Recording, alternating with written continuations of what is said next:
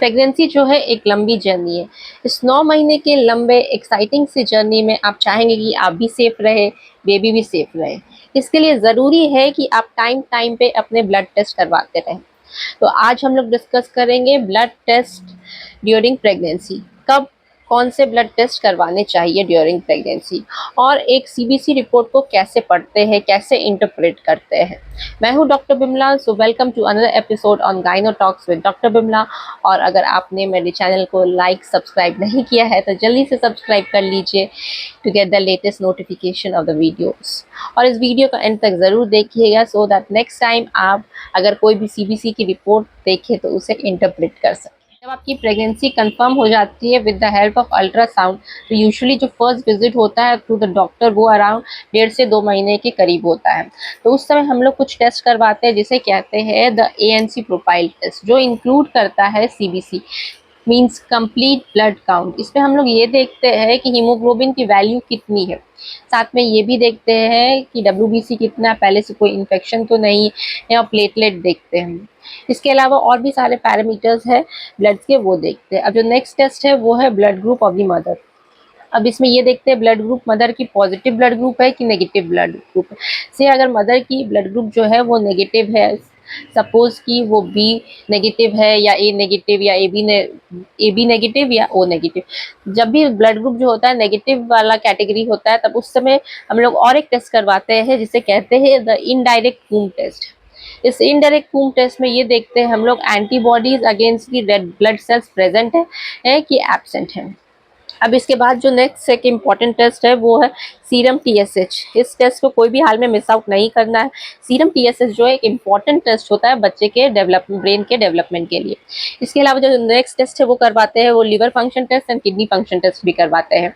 ये दोनों ही टेस्ट जो है, लिवर फंक्शन टेस्ट ये देखता है कि लिवर आपका सही सलामत है कि नहीं, एंड किडनी फंक्शन ये देखते हैं कि आपका किडनी फंक्शनिंग वेल कर रहा है कि नहीं। इसके अलावा हम लोग करवाते हैं द वायरल मार्कर्स, जो है इंक्लूड करती है HIV, HBsAg एंड HCV।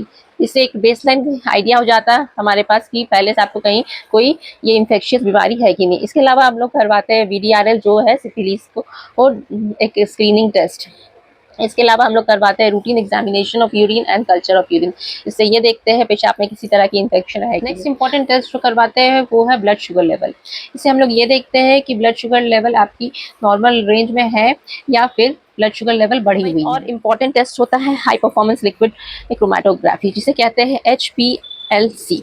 ये बहुत सारे सेंटर्स पे नहीं करवाया जाता। ये टेस्ट से हम लोग ये देखते हैं कि पेशेंट को किसी तरह की थैलेसीमिया या बीटा थैलेसीमिया की बीमारी तो नहीं है, या सिकल सेल अनीमिया तो नहीं है, या अदर टाइप ऑफ हीमोग्लोबिनोपैथीज तो नहीं है। नेक्स्ट ब्लड टेस्ट जो प्रेगनेंसी में करवाते हैं वो है डबल मार्कर टेस्ट। ये जो डबल मार्कर टेस्ट है वो अराउंड 3 मंथ्स ऑफ प्रेगनेंसी में करवाते हैं। अगर स्पेसिफिकली बोले तो 11 से 13 वीक्स ऑफ प्रेगनेंसी में ये टेस्ट करवाती जाती है।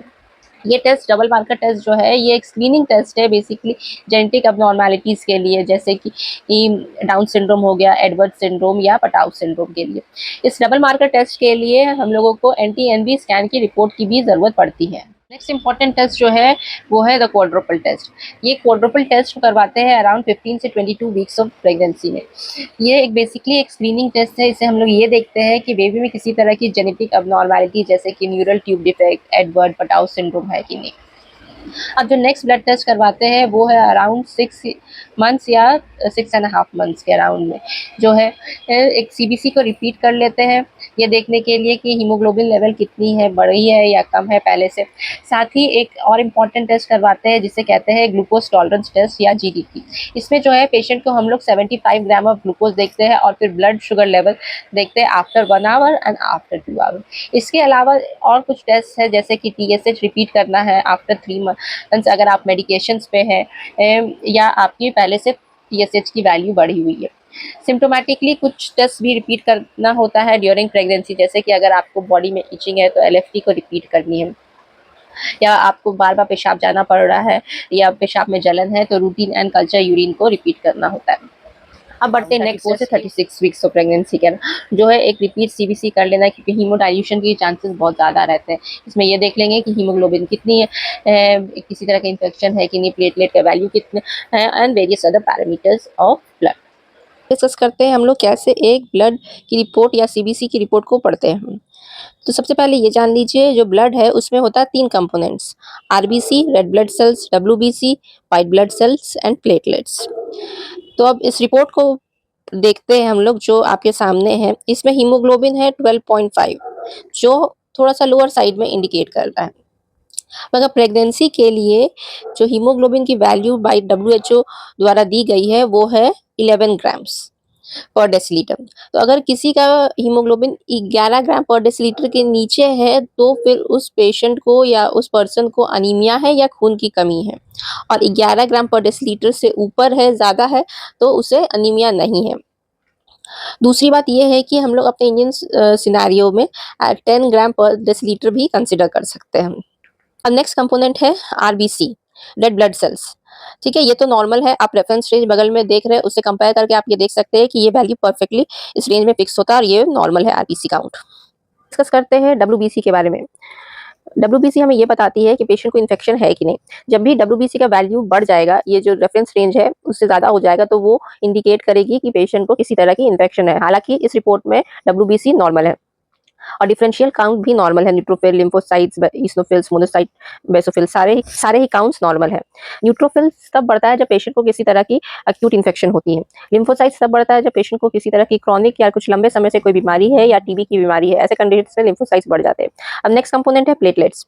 प्लेटलेट्स की भी वैल्यू ऑलमोस्ट सही है, इस रिपोर्ट में नॉर्मल ही है। तो प्लेटलेट्स वो कंपोनेंट है ब्लड का, जहाँ से अगर कहीं से ब्लीडिंग हो रहा है तो उस ब्लीडिंग को स्टॉप करने में प्लेटलेट्स का बहुत ही इंपॉर्टेंट रोल होता है।